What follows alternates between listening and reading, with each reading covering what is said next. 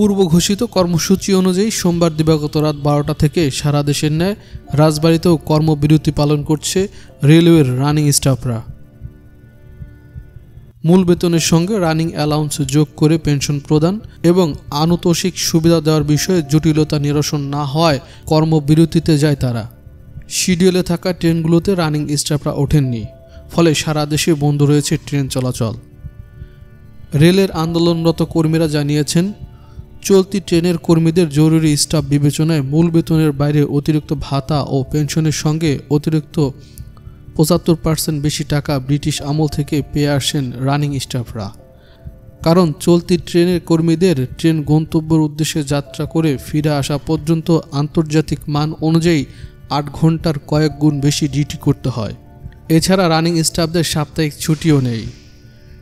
এসব বিবেচনায় দীর্ঘদিন থেকে পেয়ে আসা এই সুবিধা 2021 সালের এক প্রজ্ঞাপনের মাধ্যমে বন্ধ করে দেয় অর্থ মন্ত্রণালয়। এরপর থেকেই আর্থিক সুবিধা বহালের দাবিতে আন্দোলন করছে রেলের রানিং স্টাফরা। এর আগেও ওভারটাইম ডিউটি না করা, রেল ভবন ঘেরাও সহ নানা কর্মসূচি পালন করেছেন তারা। তবে বারবার আলোচনার পরেও সুরাহা হয়নি কোনো।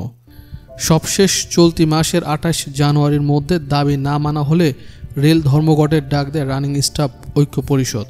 কিন্তু কোনো সমাধান না হওয়ায় মধ্যরাত থেকে কর্মবিরতি শুরু করেন রানিং স্টাফরা। ফলে চরম ভোগান্তি সহ বিড়ম্বনার শিকার হচ্ছেন ট্রেন যাত্রীরা। ঢাকা যাবো, এসে দেখতেছি যে আসলে রেল স্টেশনের যে ম্যানেজমেন্ট, এখানে আমি টিকিট কাউন্টারে টিকিট কাটতে পারতেছি না। তো ওদেরকে আমি কোশ্চেন করলাম যে ভাই এই হয়রানিটা কেন হচ্ছে। তো ওনারা বলতেছে আসলে আন্দোলন ইস্যু। এখন আমরা যতটুকু জানি আপনার বাংলাদেশে আন্দোলন হচ্ছে মানুষের বেনিফিটের জন্য, উপকারের জন্য, যেটা জনগণের জন্য ভালো হোক। কিন্তু এখানে দেখতে পাচ্ছি যে ওরা আন্দোলনের জন্য ট্রেনই বন্ধ করে দিচ্ছে। তো এখানে হচ্ছে আমাদের একটা আলাদা ভোগান্তি হচ্ছে। এখন ট্রেন বন্ধ করতে সমস্যা পড়ে গেছে। যাবো হলো যশোর, এখন ভাড়া লাগবে আসলে 300 টাকা যশোর যাত্রী।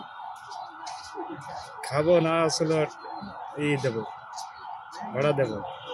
বাংলাদেশ রেলওয়ের রানিং স্টাফ অর্থাৎ লোকোমাস্টার, গার্ড এবং টিটি এরা মূলত আন্দোলনটা করে তাদের কর্মবিরতির কারণেই ট্রেনটা বন্ধ আছে।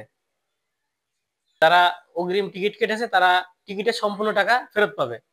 আগে যে ট্রেনগুলা মানে প্রারম্ভিক স্টেশন থেকে ছেড়েছে সেগুলা গন্তব্য স্টেশন পর্যন্ত পৌঁছায় দেওয়ার তারা বলছে তারা পৌঁছায় দেবে।